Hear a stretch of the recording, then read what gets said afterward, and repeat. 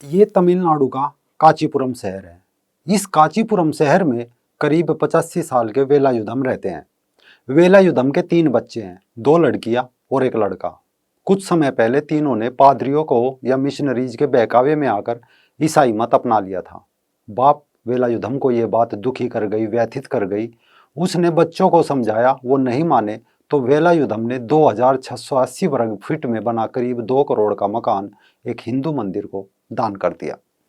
नमस्कार, रंग दे बसंती देखना शुरू कर चुके हैं आप। मैं हूं राजीव चौधरी।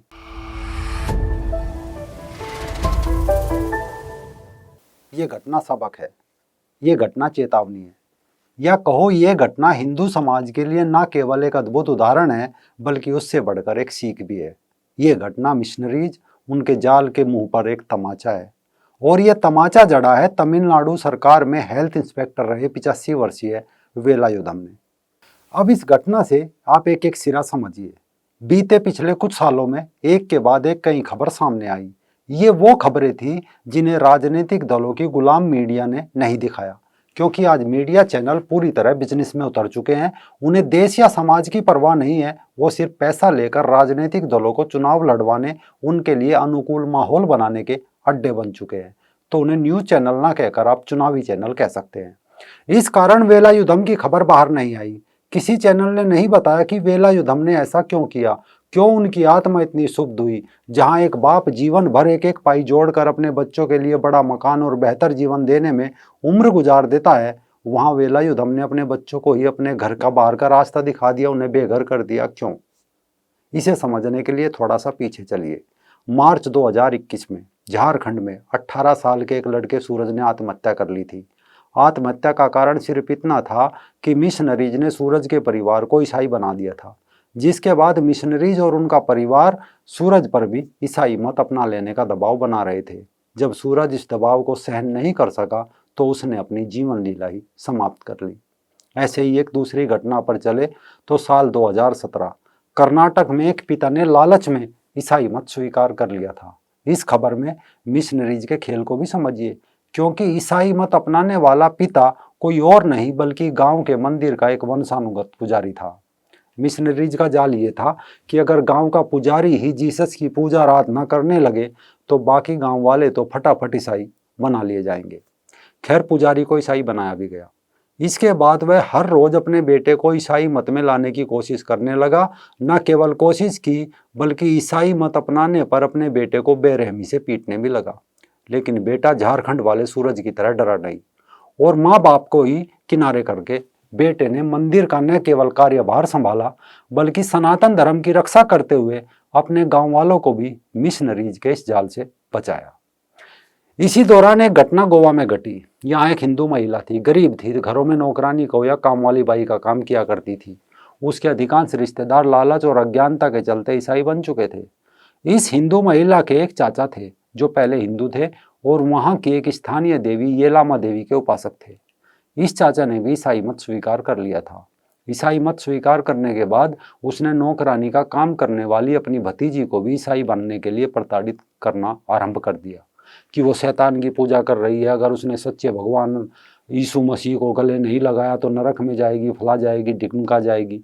लेकिन महिला ने हार नहीं मानी, तमाम दबाव और प्रताड़ना सहन की, लेकिन सनातन धर्म में बनी रही और ईसाई मिशनरीज के स्वर्ग नरक के नक्शे फाड़कर उनके मुंह पर दे मारे।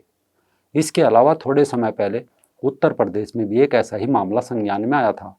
यहाँ मिशनरीज ने न परिवार को कोई लालच दिया, न चंगाई सभा की, न यहाँ ज्ञानता थी। यहाँ तो सीधा सीधा अपहरण था।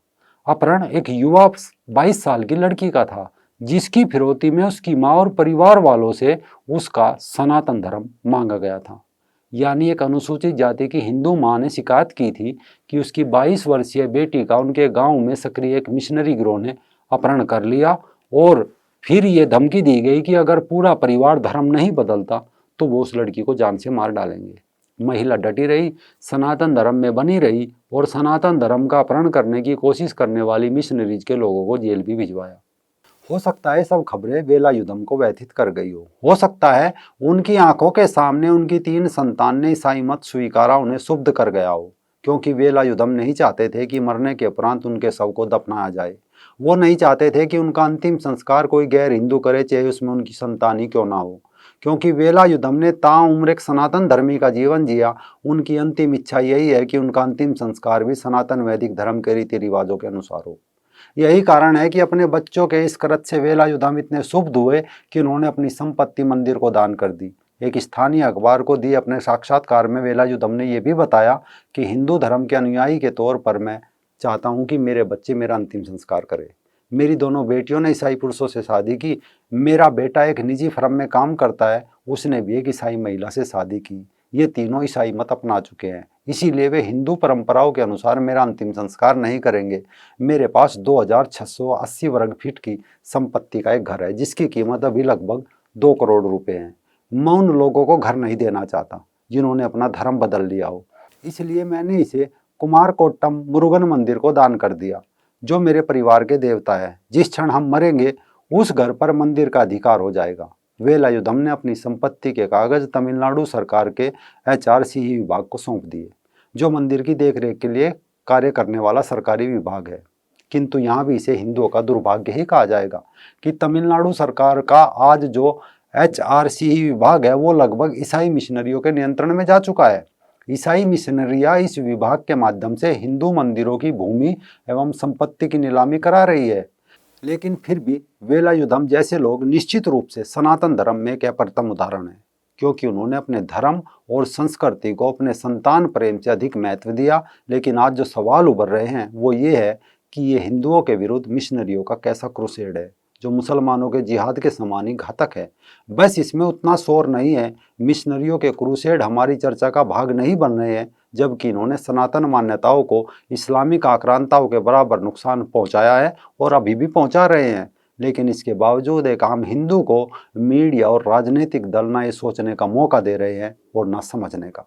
खैर, 85 वर्षीय बुजुर्ग वेलायुधम को हमारा प्रणाम, जिन्होंने अपनी संतान से बढ़कर अपने सनातन धर्म को मान्यता दी।